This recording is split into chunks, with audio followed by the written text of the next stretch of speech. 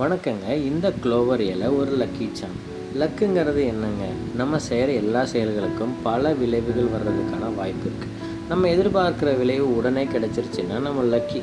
ஆனால் அதுவே ரொம்ப தள்ளி போச்சுன்னா நம்ம அன்லக்கி. ஆனால் ஒவ்வொரு செயலுக்கும் 100 விளைவுகள் இருக்கலாம், 1000 விளைவுகள் இருக்கலாம். அதில் நமக்கு 5வது தடவையில் அந்த விளைவு கிடைக்கலாம், இல்லை 100வது தடவையில் கிடைக்கலாம்.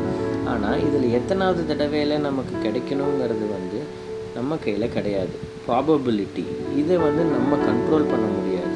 ஆனால் நம்ம போடுற முயற்சி நம்ம கையில் இருக்குது. நம்ம முயற்சி செய்கிறதுக்கு முன்னாடி நல்லா யோசித்து சரியான திசையில் கடுமையாக முயற்சி செஞ்சால் நமக்கு கிடைக்க வேண்டிய பலன் 5வது தடவையில் கிடைக்கலனாலும் 50வது தடவையில் கண்டிப்பாக கிடைக்கும்.